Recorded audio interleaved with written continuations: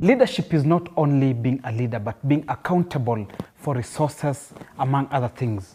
CK, well known as Charles Karondo, not only became the president of Mount Kenya University, but also was entrusted by the Kenya University Student Association, KUSO, to be the treasurer. This shows leadership, accountability, and being able to lead as a leader. We're here today on the TTL show, the Tomorrow Leader Show, to find out about his journey and his experience as a leader, among other things. Charles Karondo, welcome to our show. Asante sana. I'm privileged to host you today. Thank you very much for having me. Without going into much details, just tell us who is CK Charles Karondo. Thank you very much, Steve. It's a pleasure to be part of the Tomorrow Leader Show, and I'm glad for having me today. And Charles Kamau Karondo is my full name, also known as Karosh or CK. And to answer the question, who is CK or who is Karondo, I think it would just be prudent to start with what you just captured. Is a person who is worthy to be trusted with finances, you know. Anyway, I'm just a young, ambitious man, a student in the School of Personal Development, because I believe in my goals, my visions and ambitions, and in changing the narrative that I found when I was born, and inspiring a nation through good leadership, through building of character. And my major slogan in life has always been that in a gentle way, we can shake the world. So in a few words, I'll just say that is Charles Karondo for you. In a gentle way, we can shake the world. shake the world. Yes. Gently. Gently. Thank you so much. So, give us or tell us your journey as a student leader of Mount Kenya University the year 2016, 2017? Yeah. Yes. Thank you. It's whenever anybody mentions about my journey as a student leader, I think I feel nostalgic about the whole event, because it's a journey that I first of all never thought that would ever be. Because growing up, I never thought I would really be a leader. Because we have an education system as a country that sometimes fails to really grow or develop what is within us. We focus on education, we focus on covering the syllabus, and sometimes our education system does not focus on building the leader within us. And sometimes maybe you are critiqued because of things that we do. And I'm saying that because going through primary school and high school, the best I thought I could be was maybe a cheerleader or leading the noisemakers lists. Be a ring leader. But I never thought that I could be a leader in any positive way. Until later when I realized that actually the things that I was doing, it is leadership that was actually working from within. So when I came to Mount Kenya University, when I joined Mount Kenya University, I served as a leader in the Christian Union in various departments up to the level of the vice chairperson. And while at it, I got into financial challenges because of my financial background. And I was not able to proceed on with my coursework as a student in Mount Kenya University. That is from 2013, 2014. So I went on academic leave. But Steve, knowing where most of us come from to join university, we usually do not have an option of going back home. And so I decided I would not go back home, but I would just hang around, find something to do, and maybe in the hope that I could manage to raise some money to finance my education, while my parents also struggled to see whether they could be able to chip in a better way. So within that period, something interesting happened, because I had formed so many friends through the Christian Union and also in class. And I was also the class rep. I was actually elected as a class rep. But I thought they didn't elect me as a class rep because they thought I was a leader, but because they called me pastor. So, maybe they thought they felt I'm a little bit more accountable. And I was always in suit, So during that period, when exam time came, I happened to have a lot of free time. And I had friends who were also not able to raise fees on time. but at least I would manage to get money the last few days to the exam. So exam cards were introduced, meaning nobody would sit for the exams without the exam card. So for the people who are only able to pay school fees the last minute, they had trouble revising and at the same time queuing for the exam cards. Number two, we had another category of students who had fee that was maybe below 5,000, 3,000. And for me, I felt that there was no reason at all for a student who has very little in terms of balances to miss an exam. You know, you've paid maybe 50 out of 60,000 and then you miss exam because of 10,000. So I took it upon myself within that period because I had time.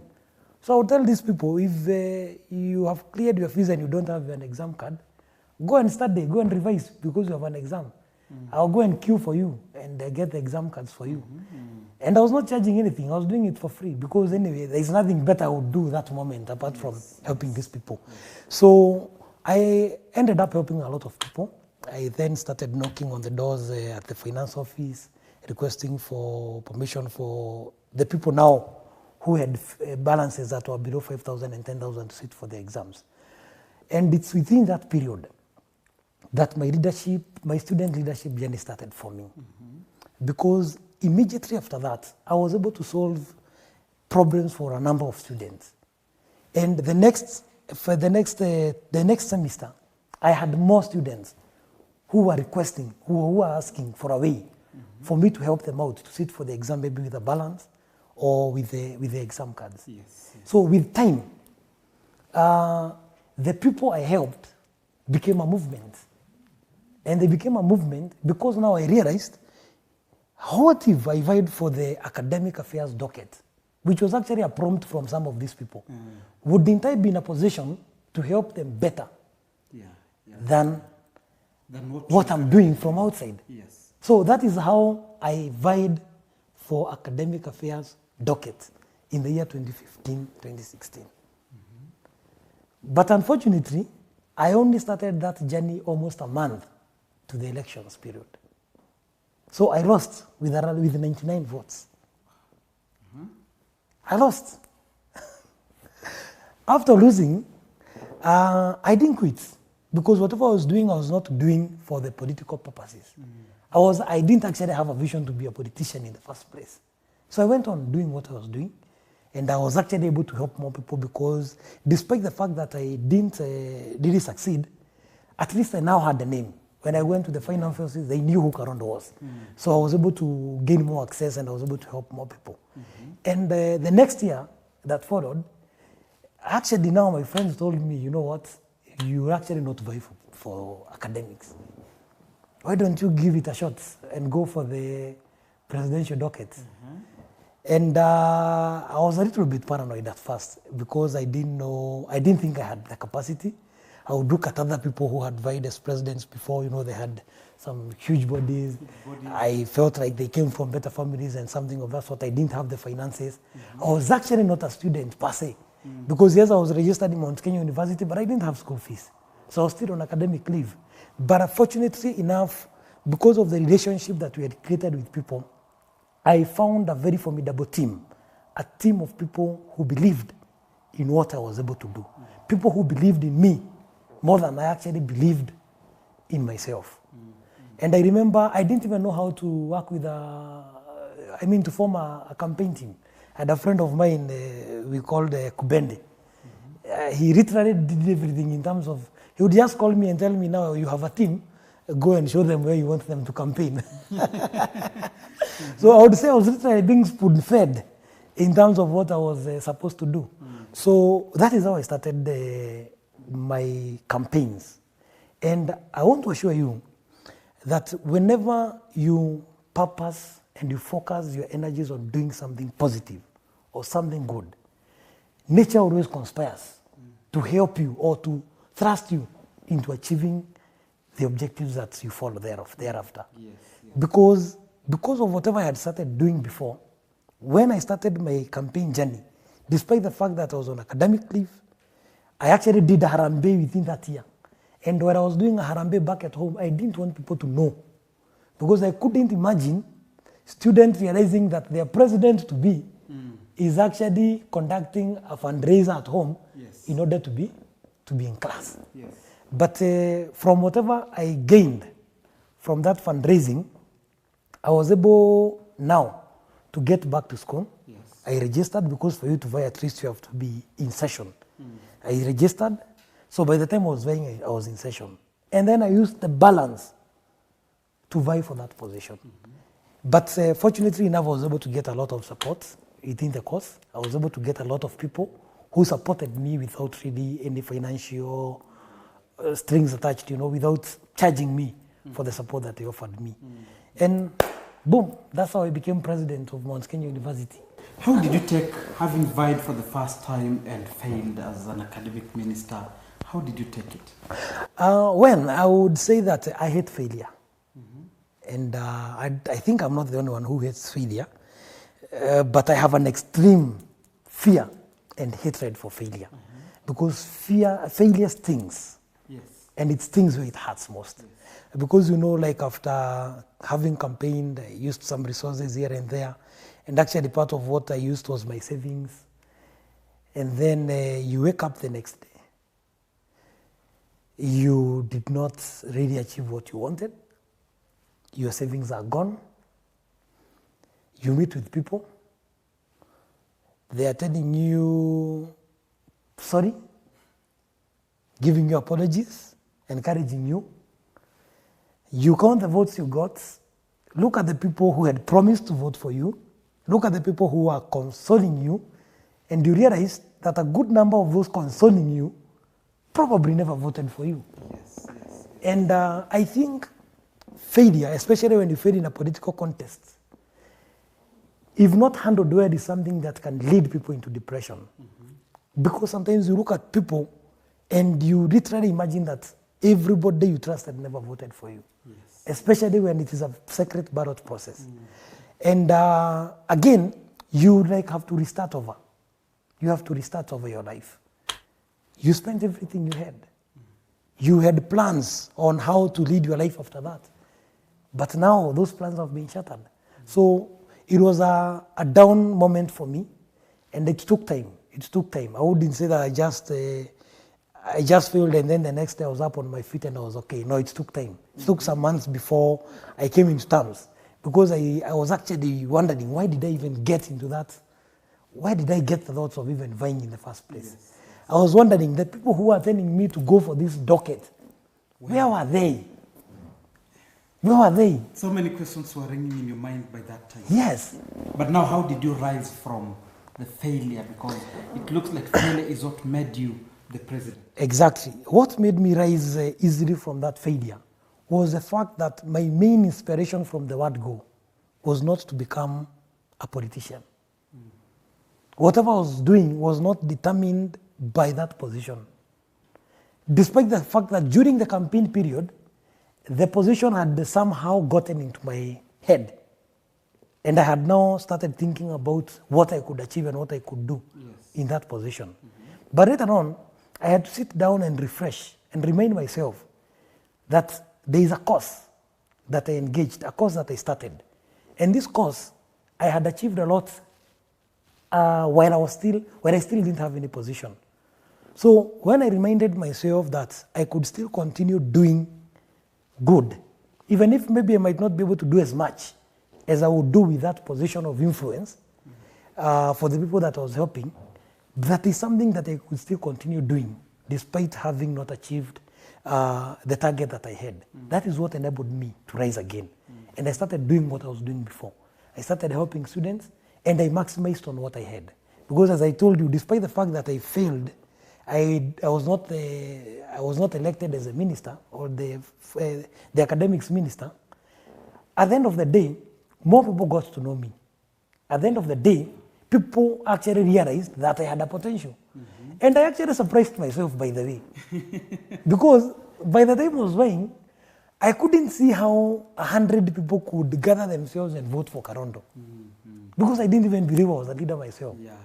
So when it came to a point and I had more than 700 votes, and actually the person who defeated me, a person who had campaigned for almost a year, won with just 99 votes.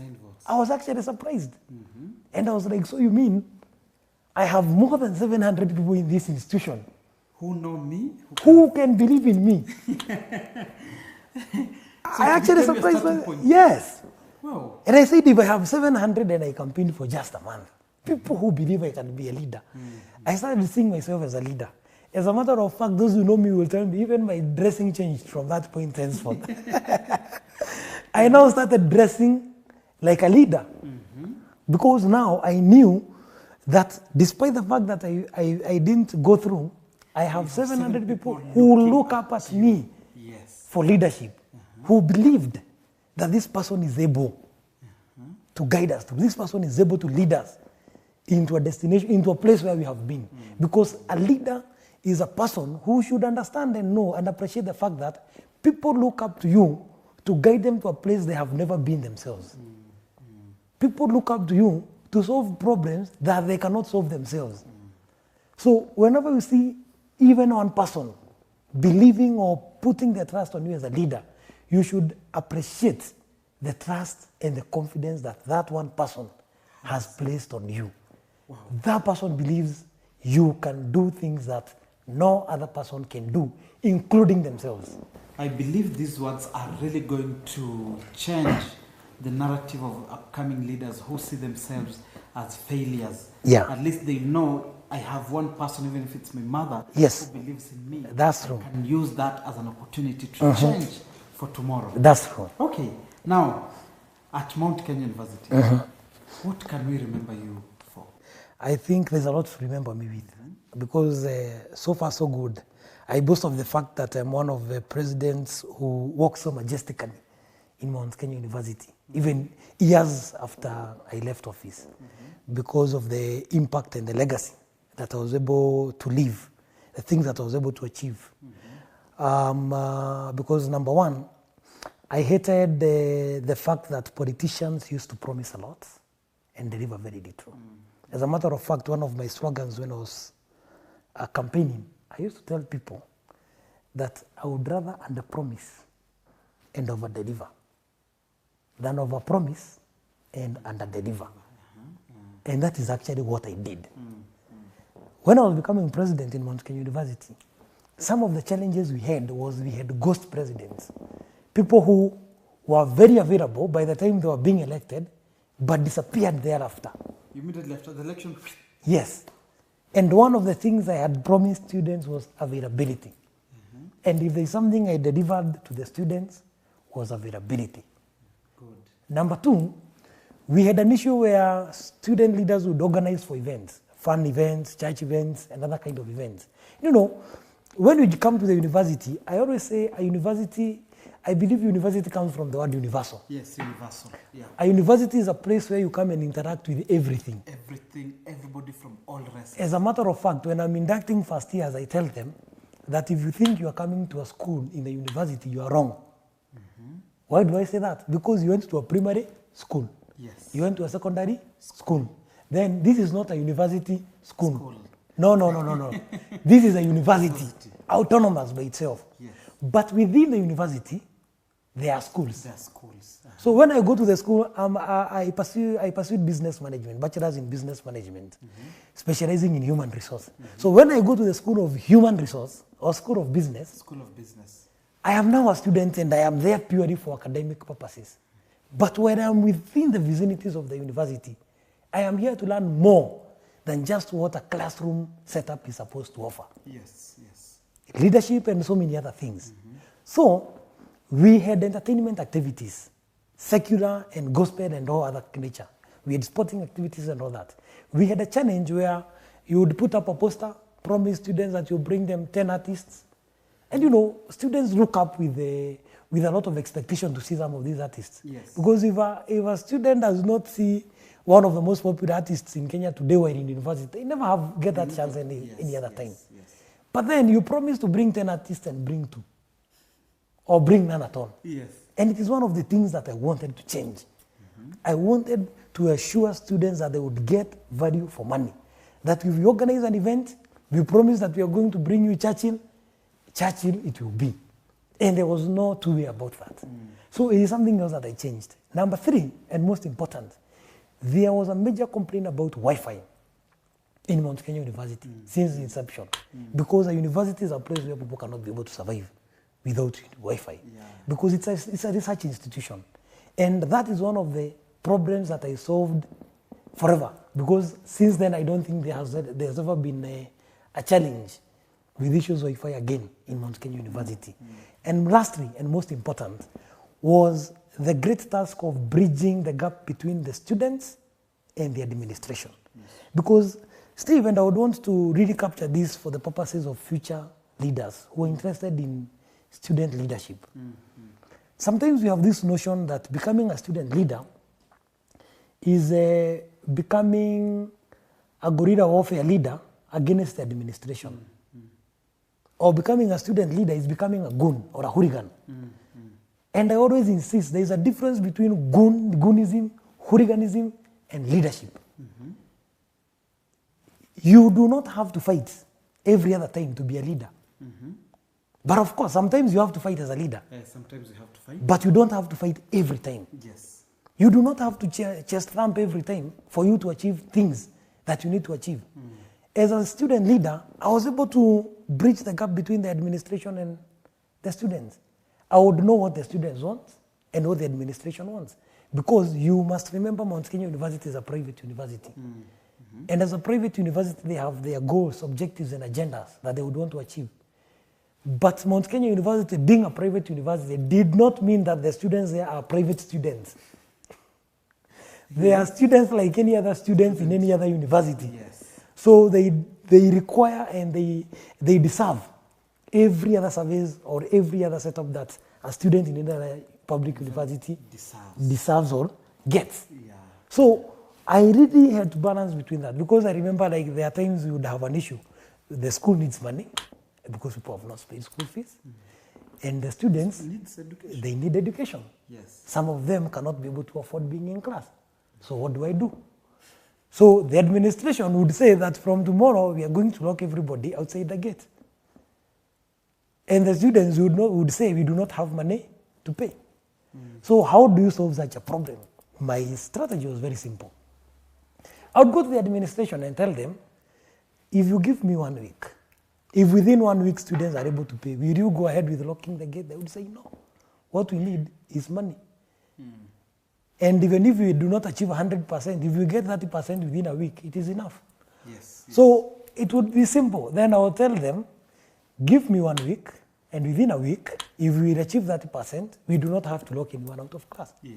Yes. Yes. On that particular day, we would write a memo and tell students that from next week on Monday, nobody will be allowed into class without a lecture card.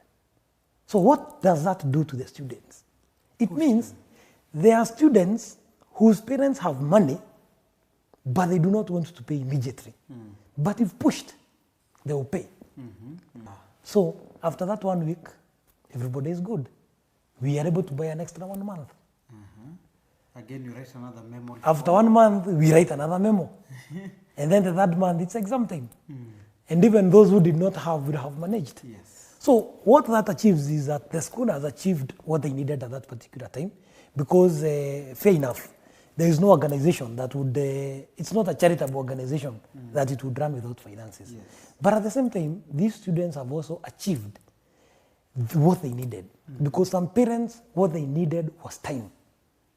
They would eventually pay at the end of the semester. What they needed was time. But there are some who would pay even upfront for an extra semester. Yes. So that is something that I really wanted to achieve, and that is why I wanted to outline and to categorically state for the benefit of those who desire student leadership in future, that you do not have to be a goon, you do not have to be a hooligan to be a student leader. Student leadership is not synonymous with goonship and hooliganism. We don't have to go to the streets and spoil other people's properties. But sometimes students will not understand that until the day you leave campus, open your own kiosk outside there, then students come picketing, burn it down, and you do not have anyone to cry to. That is when you know that you do not need to picket in order to have your problem solved. So I managed to go throughout my term without really having conducted any student strike to solve our issues. Solve our issues. Yes, and at the same time, I was able to have the goodwill of the students and also the administration. Yes, because you are there as a bridge. That is leadership. Leadership is arbitration. It is bridging the gap between two different sides and bringing them together. Yes. Kindly, I request you to click the bell down here, subscribe to get more of this and also to hear from other student leaders and other people who have gone ahead of us. Thank you very much.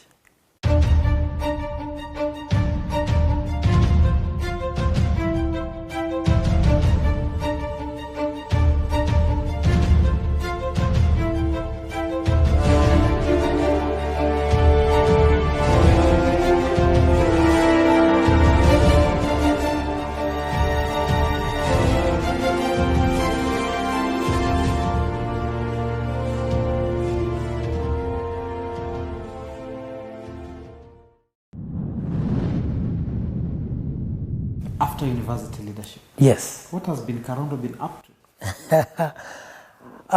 University leadership, first of all, provided a very wonderful platform for me because, as I said, I was able to really identify myself as a leader.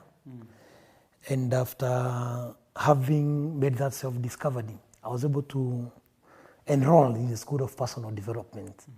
The School of Personal Development is not a college that has its doors open somewhere. School of Personal Development is a journey that every leader must partake. It's a journey of developing yourself because unlike every other creation, there's one creation that I think God did not put an optimum point, or rather put a very expansive optimum point for. Because you see, if you plant a tree, the tree continues to grow. And you can always monitor the growth. And the tree grows until such a time when, if nobody interferes with that tree, until such a time when it gets old and maybe dry or something. But human beings have a bigger capacity to enhance. Trees cannot enhance their growth. Animals can basically not enhance their growth unless we do it for them. Yes. But God gave us the capacity to not only grow naturally, but also to be able to enhance our growth. Yes. So if naturally you are growing at a speed of, at a rate of 1 to 10, you can choose to do personal development and increase that growth within a shorter period by embarking on personal development, reading books, being under mentorship, and listening to inspirational clips. And even through observation and learning. So, and that is a process that has to be deliberate. So that is part of what I embarked on through my journey as a student leader and even thereafter. And I discovered that I could be able to do much more. That the same change that I was bringing in Mount Kenya University, I could be able to bring the same changes and transformation even to other people outside. So I started making some leadership, helping some leadership initiatives in my community. And through that, immediately, while I was still a student leader, that's when I was able to network and I started working with our county governor, Mwangi area. I come from Muranga County, the county. Muranga County. The county, yes. And I was able to network and I started working with the governor on various initiatives back at home. Then when I cleared 2017, I was able to join Honorable Ndindi Nyoro, who was also a youthful, former student leader at Kenyatta University, youthful leader who had ambitions at Kiharu constituency. We were able to team up and I supported him in his bid for the Member of Parliament. And fortunately enough, we were able to get the seat. So we started working together, and now I work with him as his personal assistant, a job that I do proudly. And I say proudly because I met with a leader who was not able, who not only offered me a job, because sometimes the challenge we have as young people, we only focus on money. job and money. But apart from working with him, I was able to get a young, ambitious entrepreneur and leader who has mentored me a lot. Because he's a friend who, apart from working with him, I'm able to learn a lot from. Because he's a successful entrepreneur and also a successful leader. A leader who leads in a way that I feel is what I would want to be in days to come.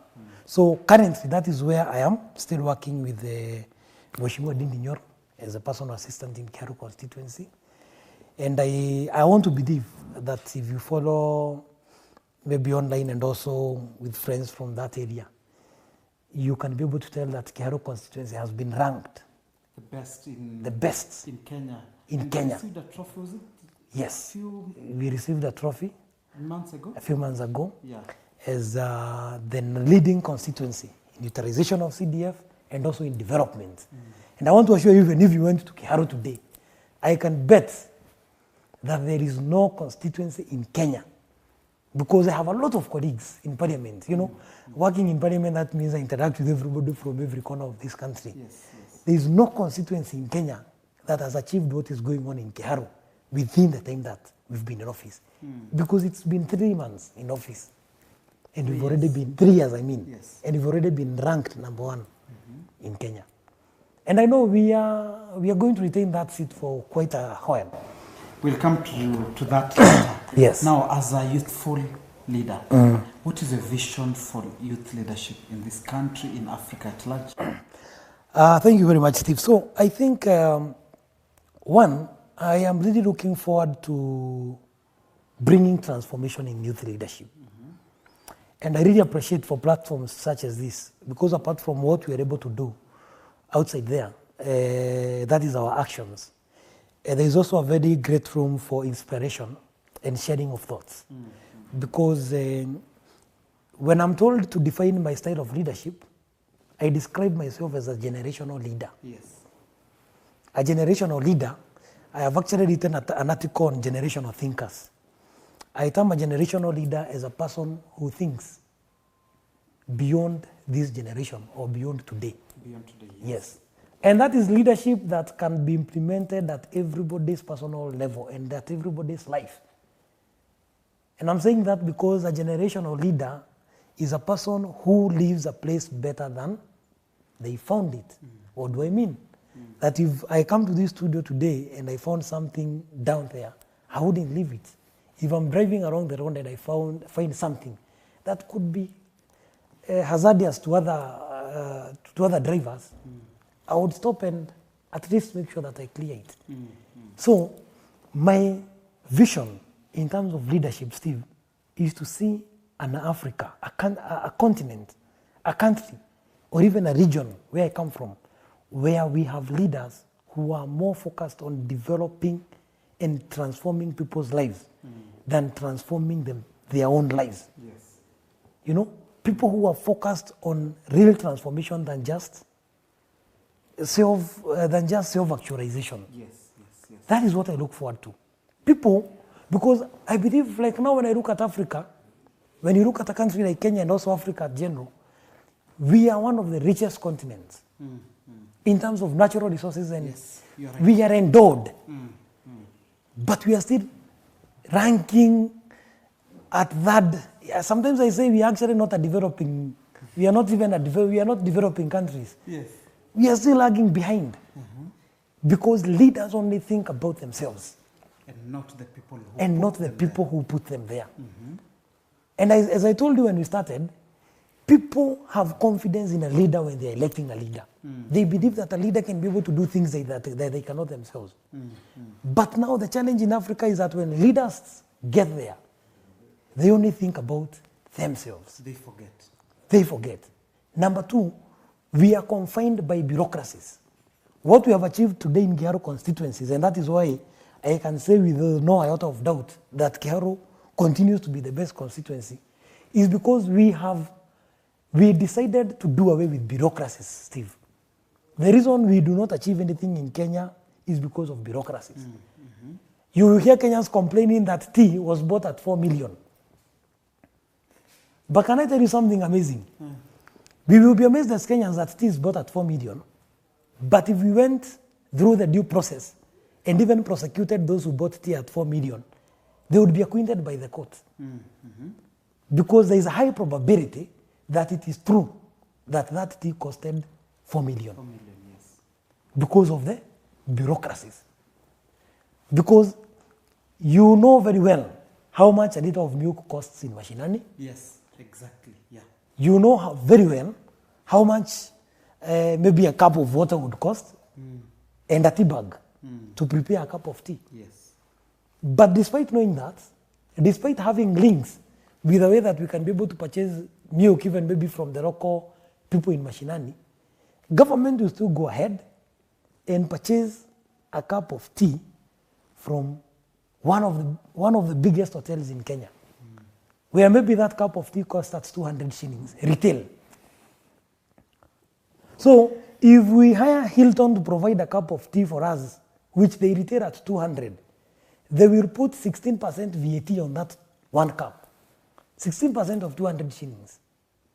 After that, they will also add 30% profit, which is what the government literally provides for contractors as a profit margin. 30% as profit of that 200 shillings. So that is 46%. Yeah. And at the 46%, we are assuming that this has been a free and fair procurement process. Nobody has stolen, nobody has exaggerated, nobody has done anything. So you realize that the same cup that you would buy at 10 shillings, 20 shillings, the government was supplied at maybe 500 shillings for a cup of tea. Yes. Through a process that is justifiable through the bureaucracies. Yeah. And unless we break those bureaucracies, Steve, we will never achieve anything as a nation. We will never achieve anything as a nation. We traverse constituencies and we see that a school has been awarded 5 million for something that we are able to do in Kiharu constituency at a cost of 1 million. Okay. But bureaucracies allow them to do that. And it is legal. Whatever they are doing is legal. It's legal. And nobody would want to change that because they know they benefit from that. In short, am I seeing another Malema or Bobby Wine? We must have systems that are people-centered, Steve. Not systems that are contractor-centered. Not systems that are individual-centered. Because we create systems. When we get in government, people create systems that will benefit them. You know, I don't want to be like a thief who steals a chicken. So instead of stealing chicken from you, I will come and create and formulate laws that will make me steal that chicken from you, but within legal frameworks. Within legal frameworks. Within legal frameworks. Yes. That is what this country is made up. Yes. I am working with the government because you're working with Mheshimiwa Ndindi Nyoro. Yes. But I never fail to critique government where they still within the legal framework. Because that is what is happening. That's what is happening. Yes. Wow. So I am looking forward to a time when we will speak out, when we will say it as it is in this country without fear. So who are these to speak out? Because most of the youths rally behind somebody and are afraid to speak out. Most of the politicians in this country, all of them are aligned to a particular person and they're afraid to speak out. Who is or who are these that you as CK look upon to speak out on these issues? Well, I would say that I might not point a particular person, but I would say now that we are here on this program of the Tomorrow Leaders, yes, anybody listening to this program and the people that we are touching each and every day as leaders, we are impacting and igniting this fire in them to become people who can speak out.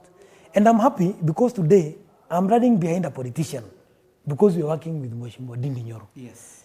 And I am proud because I am working with a fearless leader, a leader who has always said what is wrong when it is wrong, a leader who has not failed at a single point to correct the government that he works with and for, a government that is part of when they go wrong economically because he's an economist. But we do not stop at that. It starts with us. And the people we are talking about, one of those people is myself.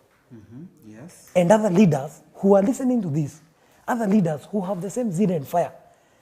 But the challenge we have is because of something we call fear. Because most youths fear. And those who do not fear, greed has been something else. Because the greatest inspiration for most young people who are getting into politics is money. It is not about ideas.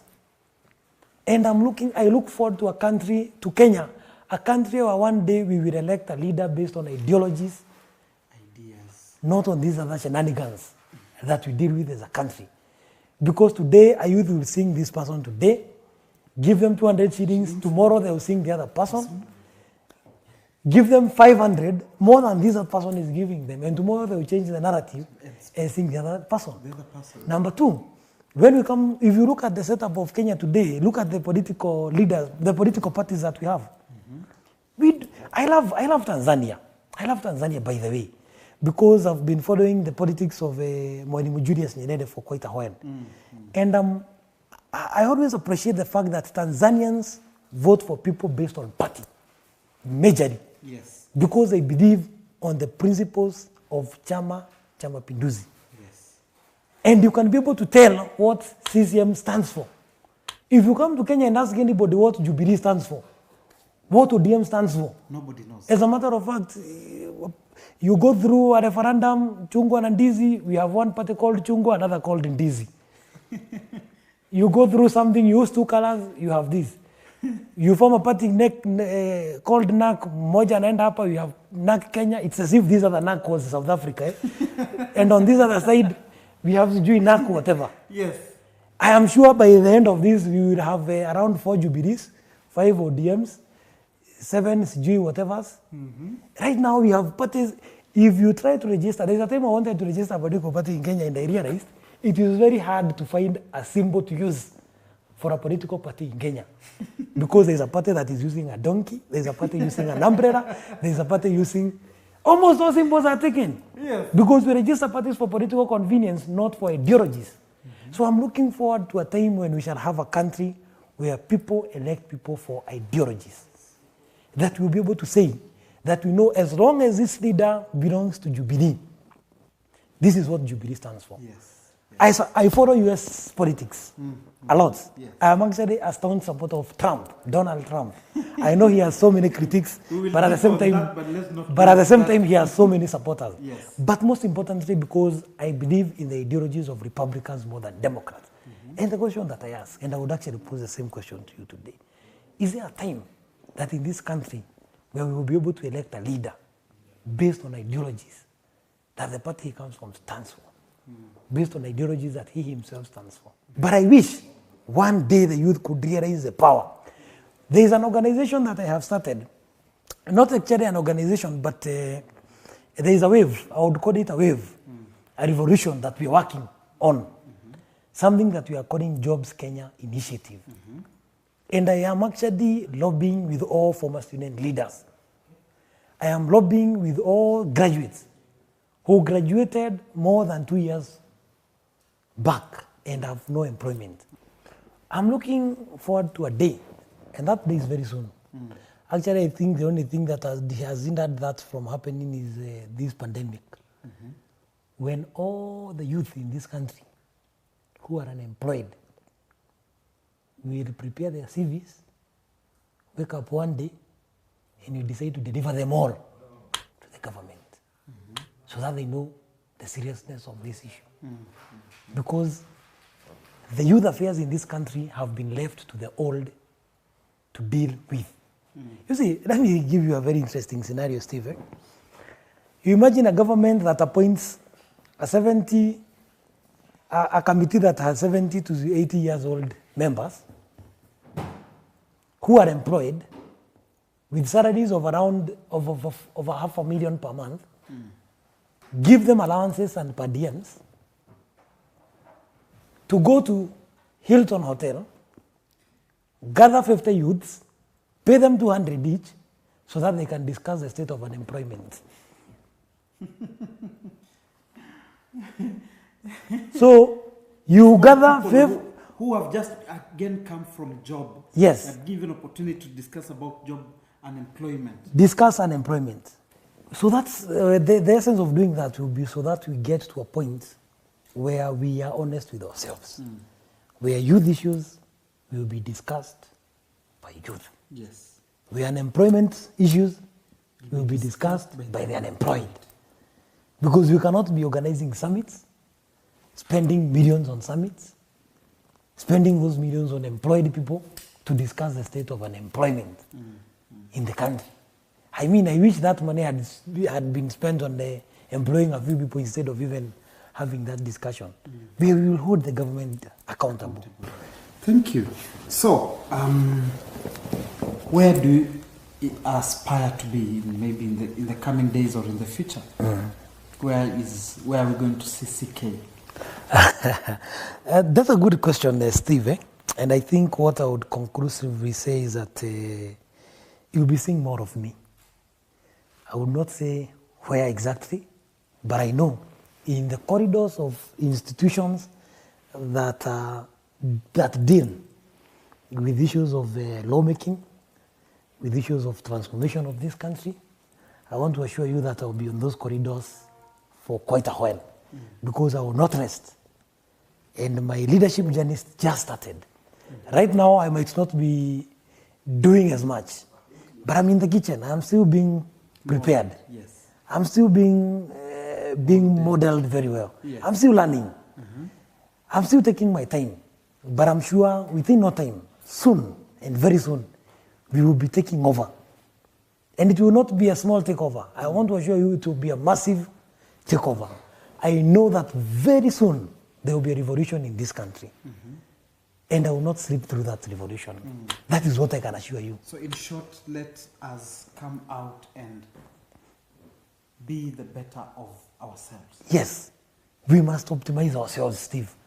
And I would want to summarize by saying this, that we must remember as leaders that every other creation optimizes their potential except human beings. We are the only ones who limit ourselves. Yet we are the best positioned to optimize ourselves. There is a lot we can do to optimize ourselves to be the best. Let everybody, especially for the upcoming leaders, the tomorrow leaders, I would want to encourage people to enroll in the School of Personal Development. It is not all easy. It is not all easy to be in that particular school because it requires a lot of sacrifice. You have to learn, you have to be willing to listen, you have to be willing to grow. Let us remember nothing just happens in a day. They say even Rome was not built in a day, because that is one of the challenges we have with the young leaders. Because we want to start student politics today, and then in the next 2 years, you'll be the president of this country. It's not just going to happen. It's not just going to happen. So it's a journey, and I will say that a revolution is cooking in this country, because we cannot continue living at the masses of a few people. We cannot continue living at the masses of a few people. No, let us be the change that we desire to see in this country. And I am personally willing and prepared to lead that front. I'm willing to lead that. Okay, just two last things I want to know from you. Yes. One is, who has inspired your journey as a leader? And then your last words, you look directly in that camera and drive your point home to that youth, listening to that youth who want to become a leader, to that future leader who wishes to be a leader tomorrow. Yes. I think, as I said, the journey of inspiration is personal development is a wide journey, and there are several people who have inspired my life in leadership and also in other areas, because apart from being a leader, I'm also an entrepreneur. And there are things that I'm doing at my personal capacity. I'm actually a director at Milestone Institute of Professional Studies. It's a college where we are doing several courses. And apart from the technical skills that we're offering to people, we also mentor them into leadership. So that is part of what I've personally taken up to do as a young leader in order to inspire the other people. But I have people who have inspired me along that journey. There are so many, I might not be able to mention all in name, But categorically, and at this particular moment, I would really want to appreciate the input that Honorable Ndindi Nyoro has put in developing the leader that I have become.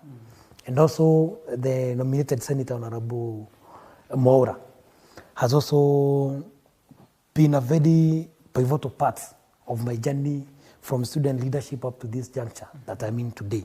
And so many other people that I'm learning from. And I always say that today, if you ask me what I'm doing, I would say I'm in the Ndindi Nyoro School of Mentorship. Because I'm not just there to work, but also to learn. I'm there to learn.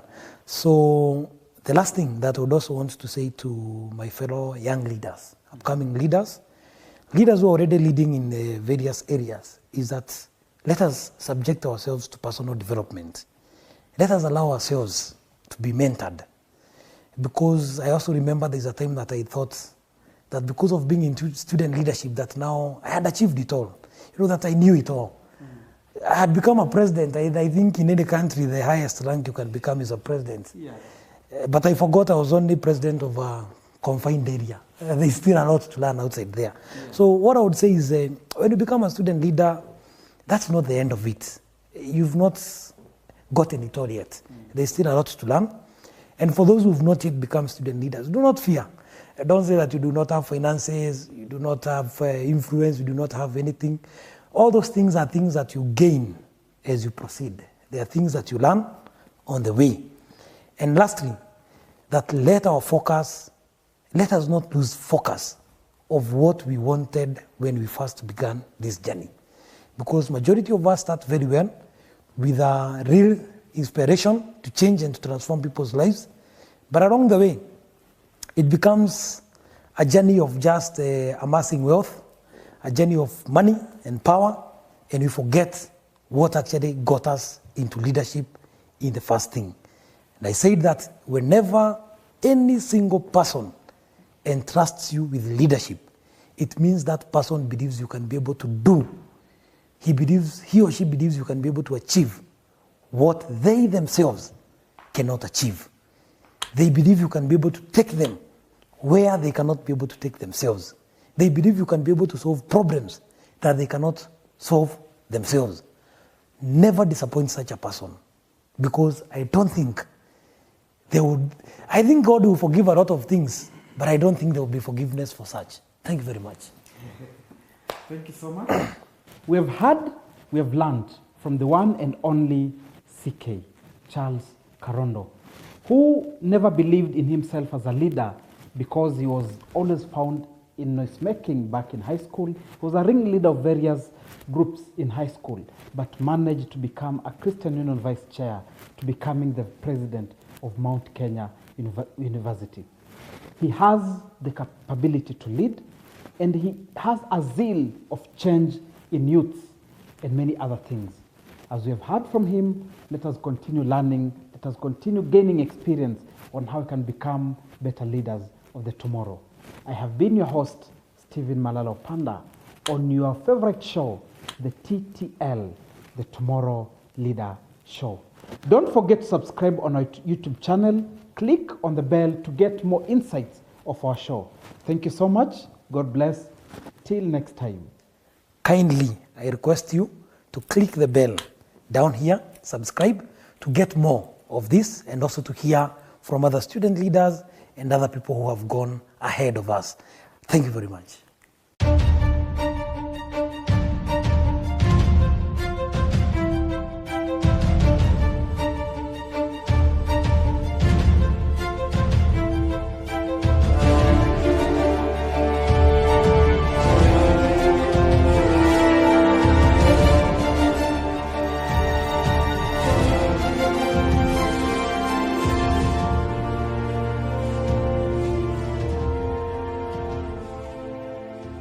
Leadership is an inspiration where one decides on how he's going to lead his people.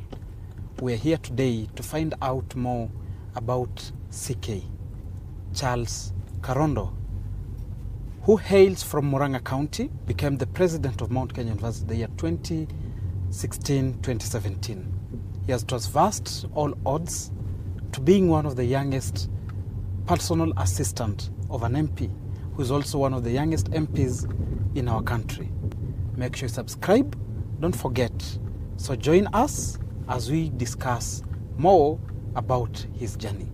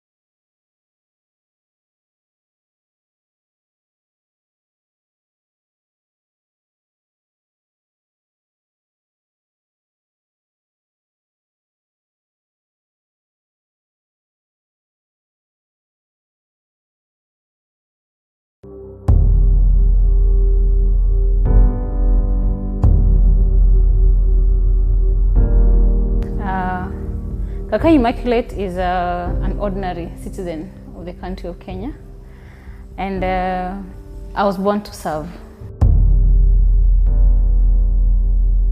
I was by nature a people's person.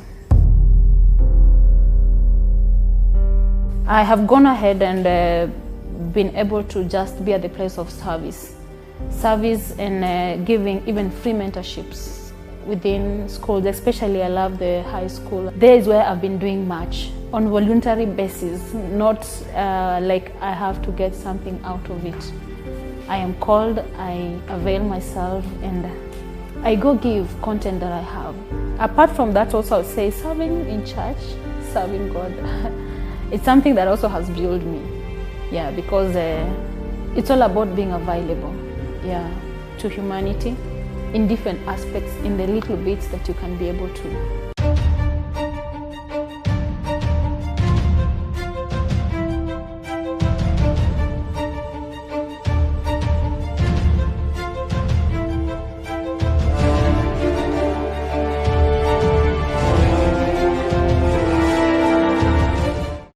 My aspirations and my vision in Django Foundation is to ensure that in a record time of maybe an year, we will have mitigated around 40 or 50%, if not 100% of the youth problems and the challenges youth face in Kiambu County as a whole.